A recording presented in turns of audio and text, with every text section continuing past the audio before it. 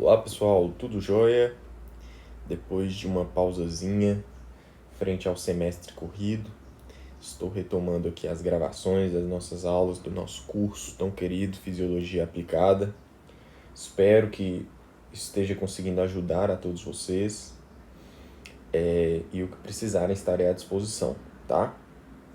Então, vamos ao que interessa. Vamos tratar desse P3F2. Mais uma vez, a minha referência sempre sendo o meu fiel escudeiro Guyton e Hall, né, o Tratado de Fisiologia Médica. E como eu mencionei, pessoal, o nosso objetivo hoje é estudar o problema 3, fechamento 2, tá? Que é o problema que vai tratar sobre a reabsorção nas diferentes porções dos túbulos nefróticos, né? Vocês vão entender mais, vão entender melhor no decorrer da aula. Bom, antes de mais nada, pessoal, vocês precisam entender que os processos de reabsorção, de secreção, né, eles ocorrem por motivos regulatórios. Então, se uma reabsorção ocorre por um motivo regulatório, se uma secreção ocorre por um motivo regulatório, é porque o corpo entende que aquela dada substância precisa ser reabsorvida ou aquela dada substância precisa ser secretada. Frente a isso, há alguns conceitos que a gente precisa que eles estejam bem firmes mesmo na nossa cabeça, para que a gente compreenda o que está acontecendo. Nós já mencionamos isso lá atrás, mas eu vou mencionar novamente aqui agora, só para fixação, por motivos de fixação, tá? Então vamos lá. Quando a gente fala de alguma coisa que está sendo filtrada, né? O que é a filtração? Filtrada. Tal substância foi filtrada. Isso aqui vocês com certeza recordam, tá? Eu só estou reforçando. Então, a substância foi filtrada. O que significa isso? Significa que ela saiu do sangue, passou pelo glomérulo, né? Porque o glomérulo é uma rede de capilares especiais. Então, o glomérulo ainda tem sangue, tá? Isso aqui eu estou falando só para ficar mais didático. Então, a substância sai, passa pela arteríola aferente, chega no glomérulo, que é uma rede especial de capilares, tá? E aí, do sangue, do glomérulo, essa substância vai para onde? Vai para a cápsula de Bowman, que já é o início do néfron. Então, filtração é a saída de uma substância do sangue para o néfron, tá? Então, sangue para o néfron. Ou também podendo ser chamado, né, líquido tubular, né? Porque tudo aquilo que circula no interior do néfron é chamado de líquido tubular, tá? Então, isso é a substância filtrada. Beleza. Segunda possibilidade, substância reabsorvida. É aquela substância que sai do líquido tubular, ou seja, do néfron. Oh, meu Deus, olha eu confundindo aqui. Líquido tubular, ou seja, do néfron, para onde que ela vai? Ela vai para o sangue. Isso é a reabsorção. Tá? Beleza. Esse sangue aqui, da carga filtrada, né? Da substância filtrada. Escrevi errado, só agora que eu tô percebendo. Perdão, galera. Deixa eu corrigir aqui. Filtrada. Eu escrevi filtração, depois foi filtrada. Enfim. Esse sangue aqui, da substância que foi filtrada, eu vou colocar entre parênteses, que é o sangue glomerular. Vocês vão entender por quê. Certo? E a terceira possibilidade que nós temos é a secreção. Secreção. O que é a secreção? É aquela substância que também sai do sangue e vai parar no líquido tubular. Porém, pessoal, vejam bem, tem como a arteríola aferente secretar alguma coisa? Não tem, porque a arteríola aferente ela não está circulando o néfron. A arteríola aferente forma o glomérulo, que está na cápsula de Bowman. E tudo que sai do glomérulo é filtração. Então a gente já sabe que a arteríola aferente não consegue fazer secreção. Quem poderia fazer então a secreção? A arteríola eferente, que é a arteríola que está depois do glomérulo. Mas a arteríola eferente em si, ela é só uma arteríola. Quem faz a secreção de fato são os capilares peritubulares que nós já mencionamos, certo? Então, quando falar de secreção, é toda substância que vai sair do sangue também, mas especificamente dos capilares peritubulares em direção aonde? Em direção ao líquido tubular. Tá bom? E por fim a gente tem a excreção também, pessoal. Excreção. A excreção, por sua vez, já é tudo aquilo que foi eliminado na urina, né? Então, é a saída de onde? Do líquido tubular para formar a urina na pelve renal, né? Urina na pelve renal. E aí essa urina vai, através da pelve, ela vai ser guiada através dos ureteres para a bexiga, né? E aí da bexiga, essa urina é encaminhada pela uretra para sair do nosso corpo. Então, esses são os processos que podem ocorrer: filtração, reabsorção, secreção e excreção. Tá bom? Dito isso, para o corpo realizar esses processos, você terá alguns mecanismos que possibilitarão esses processos. Nesse primeiro momento, nós iremos entender os mecanismos de reabsorção tubular. Entretanto, na medida que nós progredirmos a nossa discussão, eu citarei alguns processos de secreção que estarão ocorrendo também, tá? Mas sempre que isso acontecer, eu irei dizer. Por isso que eu fiz questão de relembrar vocês aqui do que é filtração, o que é reabsorção, o que é secreção. Por quê? A gente vai focar nisso aqui, ó, reabsorção. Então, tudo aquilo que está saindo do líquido tubular e indo em direção ao sangue.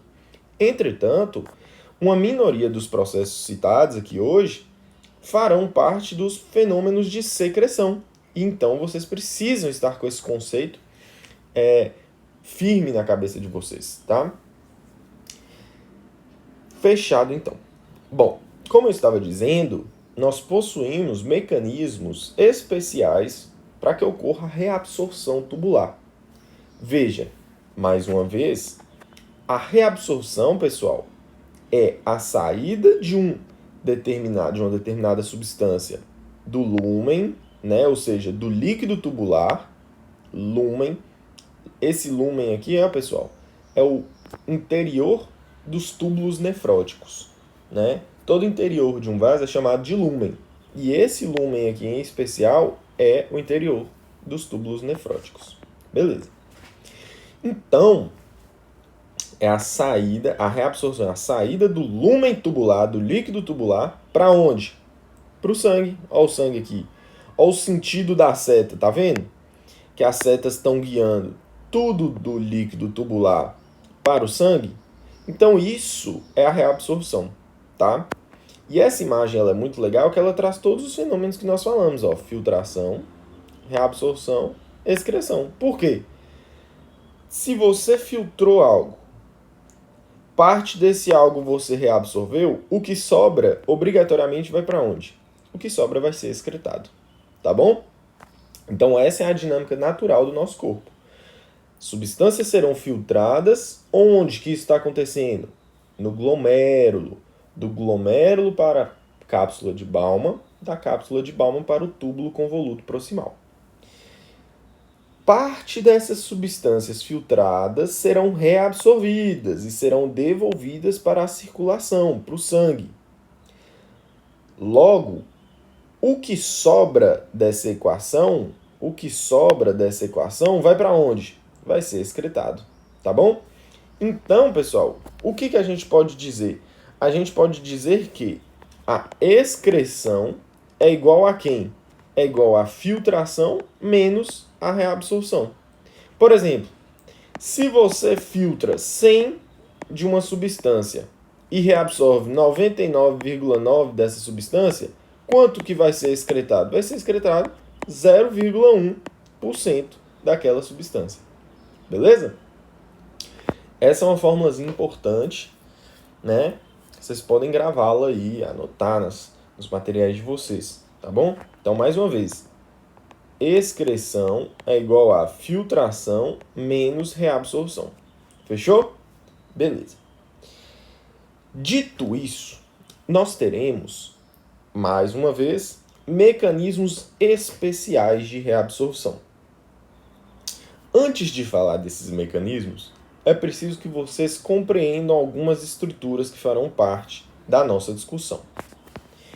Essas estruturas serão o lúmen tubular, ou seja, o interior dos túbulos nefróticos, para fins de revisão, nós temos o túbulo convoluto proximal, né, o túbulo convoluto proximal, alça descendente fina da alça de Henle, alça ascendente fina da alça de Henle, alça ascendente grossa da alça de Henle, né? Porção, eu tô falando alça, né? Porção ascendente grossa da alça de Henle. Túbulo convoluto distal, túbulo coletor cortical, ducto coletor medular. Fechou? Então são essas estruturas. Vamos revisar? Qual que é essa aqui? Túbulo convoluto proximal. Qual que é essa aqui? Porção descendente fina da alça de Henle. Qual que é essa aqui? Porção ascendente fina da alça de Henle. Qual que é essa aqui? Porção ascendente grossa da alça de Henle. Qual que é essa aqui? É a estrutura do túbulo convoluto distal. Qual a estrutura é essa aqui? É a estrutura do ducto coletor. Túbulo coletor cortical. E por fim, qual que é essa aqui? É a estrutura do ducto coletor medular. Então, essas são as estruturas do néfron, tá? Lembrando que antes aqui do túbulo convoluto proximal é onde a gente tem a cápsula de Bowman e aqui está o glomérulo. Então, as substâncias estão saindo do glomérulo, entrando na cápsula de Bowman, passa para o túbulo convoluto proximal e aí segue todo o caminho, né? Fechou? Top! Beleza, então o lúmen é o interior... O lúmen é o interior do néfron, tá? Dos túbulos nefróticos. Beleza. Uma outra estrutura fundamental aqui, pessoal, são as células tubulares. Quais são essas células tubulares? São as células que revestem o túbulo, os túbulos nefróticos. E por que essas células são importantes? Porque em cada porção desses túbulos nefróticos, essas células tubulares, elas terão uma característica própria, tá? Que permitirá ou não permitirá a reabsorção de uma determinada substância, tá bom? E a gente tem o capilar peritubular, né? Que são os capilares que revestem, ou que circundam, melhor dizendo, revestem não, né? Circundam toda essa estrutura aqui, ó. Toda essa estrutura terá capilares circundando o néfron. E esses capilares são os peritubulares.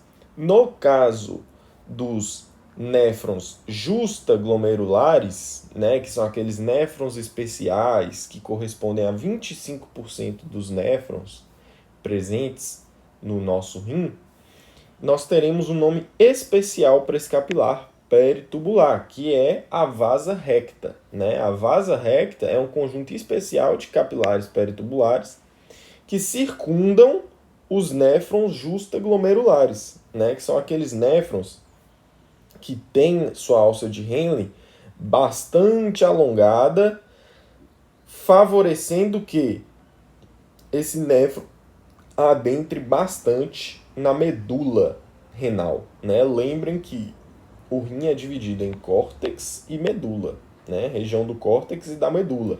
Se vocês estiverem com dúvida nesses conceitos, pessoal, vocês precisarão retomar a nossa aula anterior para revisar a anatomia renal, revisar a anatomia nefrótica, para que isso não esteja sendo um problema para vocês nessa discussão aqui. Eu estou passando rapidamente frente a isso porque eu entendo que vocês estão recordando do que nós mencionamos sobre isso na última aula. Mas não tem problema se vocês não estiverem recordando. Basta retomar a última aula, revisar e aí sim começar isso aqui, tá? Então tá. Como eu estava dizendo, o rim é subdividido em córtex e medula. A maioria dos néfrons, ou seja, 75%, fica aqui, ó. Eles ficam aqui, certo? No córtex. 25% é um grupo especial, né? É um grupo especial de capilares peritubulares, ou melhor dizendo, perdi a linha de raciocínio, perdão, vamos retomar. 75% dos néfrons ficam aqui. Onde? No córtex. 25% dos néfrons conseguem perfundir a medula. Como? Tendo a alça de Henle alongada. Eles vão lá no interior da medula. Esses néfrons aqui, ó, que conseguem adentrar para a medula, são chamados de néfrons justaglomerulares. E a rede de capilar que contorna esses néfrons especiais são chamados de vasa recta. É a vasa recta que está aqui, ó, ao redor de todo o néfron justaglomerular. Beleza. Conseguimos revisar bastante coisa aqui, hein? Show de bola. Falando agora dos modos que uma substância pode sair do lúmen e ir para o capilar peritubular. As maneiras são pela via paracelular, pela via transcelular, tá? E aí, cada substância terá uma maneira de utilizar essa via. A via paracelular, pessoal, é a via pela qual uma substância passa entre as células. Veja que a substância está saindo do lúmen e está passando entre duas células, tá vendo? Nesses espaçozinhos aqui que tem entre as células. Esses espaços intercelulares são chamados de junções oclusivas. Essas junções oclusivas, apesar de ter esse nome, junção oclusiva, né, remete uma estrutura que não permite que nada passe entre elas, na realidade, essa junção oclusiva ela permite a passagem de substâncias, né? É claro que em uma quantidade muito diminuta. Você pode perceber que a seta da via paracelular é muito mais fina do que a seta da via transcelular. Isso indica para a gente que a via paracelular, apesar de permitir a passagem de substâncias através dessas junções oclusivas, não permite uma passagem tão alta como pela via transcelular, né? E, então, a segunda maneira dessa substância ser transportada é pela via transcelular. Via transcelular. Essa via transcelular, pessoal, ela se dá pela passagem direta da substância do lúmen para o interior das células tubulares, né? E aí, das células tubulares, essa substância é guiada para o interstício renal, ó, isso aqui é o interstício renal. Interstício. Vocês lembram quando a gente mencionou de líquido intersticial? O que é o líquido intersticial? É o líquido que circunda todas as células do nosso corpo. Sempre haverá líquido intersticial entre um determinado capilar e uma célula. Sempre. Entre um capilar e uma célula haverá o líquido intersticial. Sempre uma substância, para chegar numa célula, ela passa pelo líquido intersticial. Beleza? Então tá. Então a via transcelular é isso. A substância vai sair do lúmen, vai entrar para dentro da célula, vai ser transportada para o líquido intersticial renal e do líquido intersticial, ela passa para o interior do capilar. Tá bom? A via paracelular, mesma coisa, pessoal. A via paracelular, mesma coisa. A substância sai do lúmen, passa através das junções oclusivas para o interstício renal. A diferença é essa, que ela não passa para o interior da célula. Ela passa para o interstício renal. Essa região aqui, ó, já é interstício renal. Veja, a cor que está aqui é a mesma cor que está aqui. Isso aqui já é interstício renal. Então, a via paracelular envia substâncias do lúmen para o interstício renal. E do interstício renal, essa substância vai ser reabsorvida pelo capilar peritubular. Tá bom? O nome para essa reabsorção aqui, pessoal, do interstício para o capilar peritubular é ultrafiltração. Tanto que a substância que é filtrada, ela é chamada de ultrafiltrado, certo? Por quê?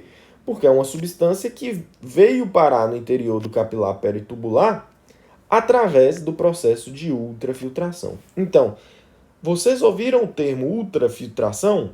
É o processo de reabsorção que está ocorrendo da substância do interstício para o capilar peritubular. Tá bom? Beleza, entendemos mais um conceito então. E aí, pessoal, que nós entramos na parte final desses mecanismos de reabsorção, que é entender o seguinte: os solutos que estão aqui no lúmen, né, que vieram parar aqui no lúmen através do processo de filtração renal, os solutos podem ser reabsorvidos de 3 diferentes formas. Vejam, tem 3 setinhas aqui. Já deu a colinha para nós. Então, solutos podem ser reabsorvidos de 3 diferentes maneiras. Quais são essas 3? Através de um transporte ativo, ou seja, com gasto de energia, e essa energia é o ATP. Através de um transporte passivo, que é a nossa difusão, a famosa difusão, difusão simples, difusão facilitada, né? A difusão simples é quando o soluto passar diretamente através da membrana celular. E a difusão facilitada é quando nessa membrana celular tiver um transportador, um canal, na realidade vai ser um canal para esse determinado soluto que vai facilitar a entrada dele dentro da célula. Por isso, facilitada, tá? E a terceira, então, nós falamos a primeira forma, para esse soluto ser reabsorvido, para esse soluto ser transportado do lúmen para o interstício. A primeira forma é o transporte ativo, gasto de energia. Segunda forma, transporte passivo, sem gasto de energia, é a nossa difusão. E a terceira forma, pessoal, né, é através da via paracelular, né, que não é um processo nem de difusão, nem um processo ativo, porque é um processo que não envolve a transposição de uma membrana celular. Ele passa entre as células. E aí, pessoal, esse é um processo que é chamado de transporte por arraste, né? Transporte por arraste é aquela substância que está sendo arrastada, está sendo guiada, né, para uma outra região por conta de diferença de concentração, diferença de de cargas elétricas, né, de gradiente elétrico. Então, esse é um transporte por arraste. É uma substância que está saindo do lúmen, indo parar no interstício por conta de uma diferença de concentração dela, por exemplo. Tá? Então, beleza. Entendemos que os solutos podem ser transportados de 3 formas para serem reabsorvidos. 2 dessas formas são através da via transcelular, que são os processos ativos e passivos, e uma dessas formas é pela via paracelular, que é o transporte por arraste. Já a água, pessoal, ela tem 2 maneiras dela ser reabsorvida, que é pela via paracelular, através também de um transporte por arraste, né? No caso, a água não recebe esse nome, porque é a água que arrasta as substâncias, tá? Mas a água pode ser reabsorvida pela via paracelular, tá? e isso vai ocorrer por um processo também de diferença de gradiente, diferença de gradiente químico mesmo dessa substância, diferença de concentração, e a água pode ser reabsorvida também pela via transcelular, ou seja, por entre as células, tá? E isso se dá por um processo de osmose. Então a água vai sair do lúmen, vai entrar para o interior da célula, vai ser guiada para o interstício renal e daqui ela é ultrafiltrada, né, para o interior do capilar peritubular. Ultrafiltração é a reabsorção. Beleza? E aí, Enzo? Se essa substância não foi totalmente reabsorvida, o que acontece com ela? Ela é excretada. E aí é onde nós voltamos na fórmula. Excreção é igual a filtração menos reabsorção. Então, se o seu soluto não conseguiu ser reabsorvido nem de forma ativa, nem de forma passiva, nem por arraste, se a sua água não conseguiu ser reabsorvida pela via paracelular ou por osmose pela via transcelular, eles vão permanecer no lúmen, o soluto e a água. E aí, o que vai acontecer com eles? Eles vão ser excretados. Porque se tudo aquilo que não é reabsorvido é excretado. Tá bom? Show de bola. Entendemos bem esse primeiro conceito, tá? Um segundo conceito que eu gostaria que vocês entendessem, pessoal. Só um minutinho. Um segundo conceito que eu gostaria que vocês entendessem, né? Aqui embaixo eu trouxe a colinha pra gente, né? A diferença de transporte ativo para transporte passivo, só retomando pra gente não passar batido por ela. Mas nós já mencionamos, transporte ativo envolve o gasto de energia, envolve o gasto de ATP. E o transporte passivo não, é sem gasto de energia. São os processos de difusão, tá? Que ocorrem através da membrana. Um segundo conceito, pessoal, que eu já quero que vocês internalizem, é esse conceito aqui, ó, de transporte máximo, tá? Por que eu quero que vocês internalizem isso, pessoal? Porque nós acabamos de mencionar que a excreção é igual a filtração menos a reabsorção. Esse gráfico, ele mostra pra gente que frente a uma determinada carga filtrada, você terá uma certa quantidade de reabsorção ou você terá a excreção de glicose. Aqui a gente está usando como exemplo a glicose, tá? Por quê? Por que toda glicose que é filtrada não é reabsorvida? Por que isso acontece? Por que uma substância é secretada, né? Isso acontece por dois motivos, pessoal. Uma substância ela pode ser excretada porque o corpo está entendendo que ela não é útil, ou ela pode ser excretada porque ela está em excesso no nosso corpo. Então, essa imagem ela demonstra isso. A glicose ela é extremamente útil para o nosso corpo. Então, ela só vai ser excretada se ela estiver em excesso. E ela estará em excesso quando a carga filtrada de glicose exceder, extrapolar, transpor a capacidade de reabsorção. Certo? Lembra? Se a excreção é igual a... Opa! Esse trem fica saindo. Se a excreção é igual a filtração menos a reabsorção, se você tem uma capacidade máxima de reabsorção, significa que tudo aquilo que não é reabsorvido vai ser o quê? Excretado. Então é exatamente isso. A glicose, pessoal, assim como outras substâncias, tem uma capacidade máxima de reabsorção. Por quê? Nós não estamos falando que essas substâncias elas têm transportadores, elas têm, por exemplo, podem sofrer um transporte ativo. Um transporte ativo é um transporte que envolve uma bomba de sódio e potássio, né? E vai envolver também um transportador aqui transcelular. Esses dois recursos, bomba de sódio e potássio e transportador transcelular, eles são finitos, eles não são infinitos. Isso significa, isso é o mesmo de dizer que eles têm uma capacidade máxima de transporte, certo? Tanto por conta de uma quantidade desses transportadores, né, que eles têm uma quantidade, tanto também pela capacidade desses transportadores de transportar um determinado soluto. Beleza? Ou seja, o que isso nos impacta? Isso nos impacta que, se você tiver uma carga filtrada de glicose maior do que a capacidade de reabsorção, essa glicose começará a ser excretada, certo? Nós temos substâncias que o corpo reabsorve elas praticamente completamente, reabsorve 99,9% dessas substâncias. Quais substâncias são essas? Glicose, aminoácidos, beleza?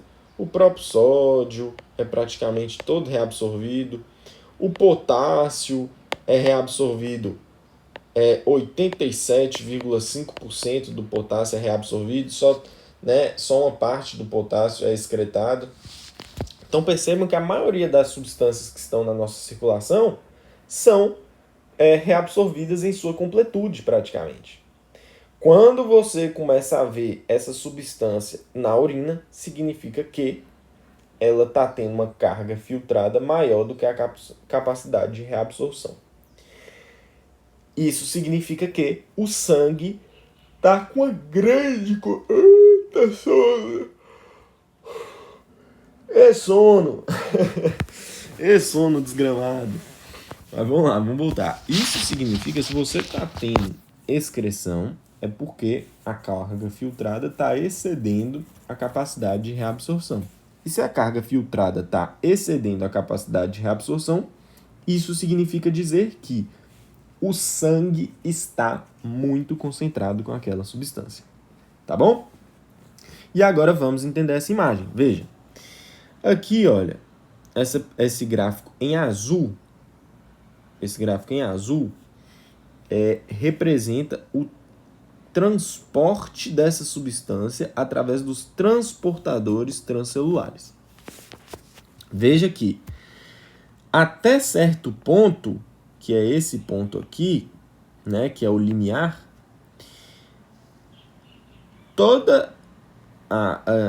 o gráfico vermelho é a carga filtrada, o azul é o transporte através dos transportadores e o verde é a excreção, tá? Então o azul, né, que representa o transporte através da via transcelular, representa a reabsorção. Então azul, reabsorção, vermelho, carga filtrada, verde, excreção. Veja que até o limiar, tudo aquilo que é filtrado é reabsorvido. Ó. Vermelho, azul andando junto. Vermelho, azul andando junto. Tudo aquilo que é filtrado é reabsorvido. Certo? A partir de um determinado momento, você para de ter essa situação normal.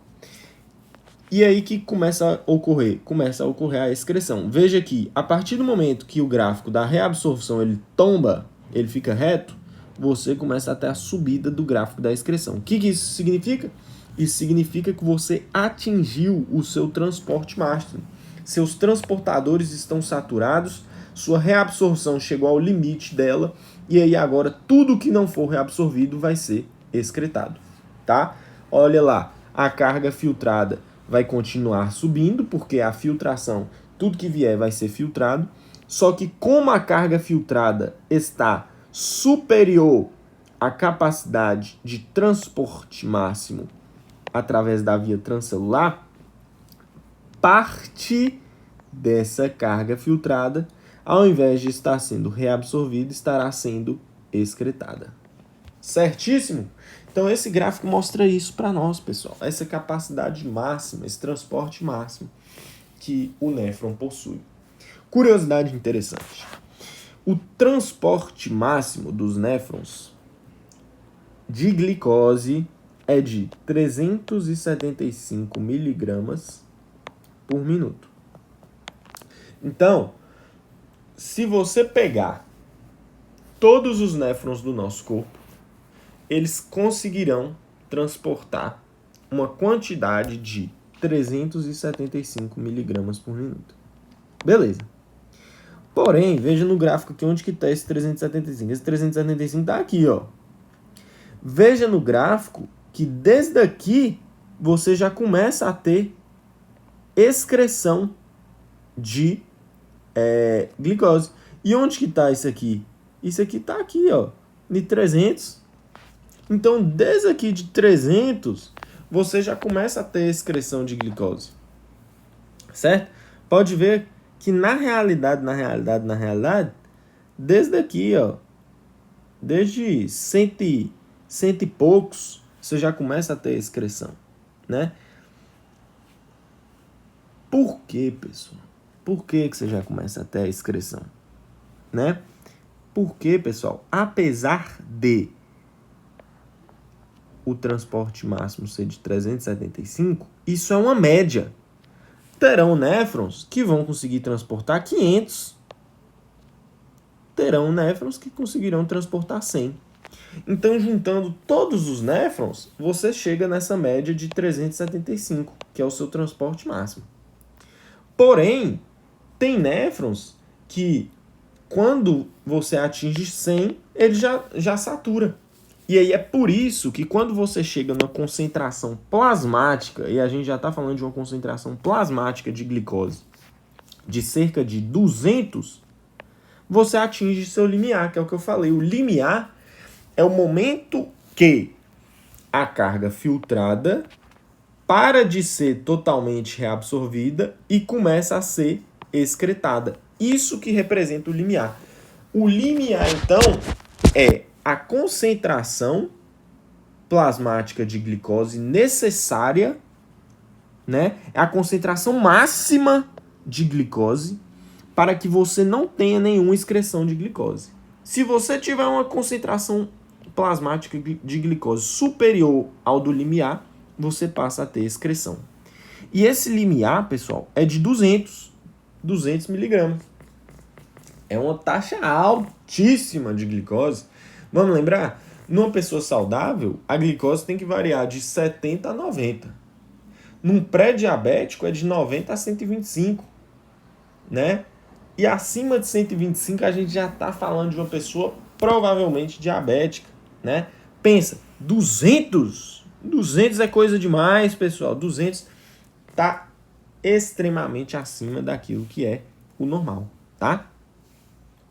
Então, a partir do momento que você tiver uma concentração plasmática de glicose acima de 200 miligramas, você já começa a ter a excreção de glicose. Mas você não falou para mim que o transporte máximo de glicose é de 375? Que os néfrons transportam até 375 miligramas por minuto? Falei.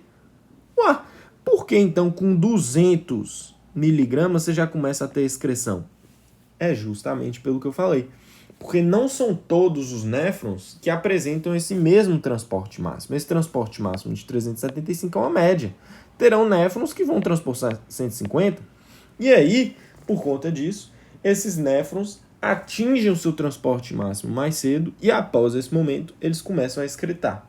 E aí definiu-se que o limiar para tanto, né, para você começar a ter uma excreção, é de 200. A partir de uma concentração plasmática de 200 miligramas, você já começa a ter excreção de glicose na urina, tá? Mas é a partir de uma concentração plasmática de 375 que aí tudo aquilo que exceder os 375 vai ser totalmente excretado, certo? Show de bola. Entendemos esse gráfico muito bacana. Nós estamos em quanto tempo já de gravação? Nossas aulinhas duram 39 minutos. Beleza. Vou finalizar esse primeiro momento aqui, que é um momento de conceituação, para depois a gente passar para as estruturas específicas do néfron, tá? Então tá. Eu vou pausar essa aula aqui agora, pessoal, para o vídeo não ficar tão pesado, e aí nós retomamos logo em seguida. Só um instantinho.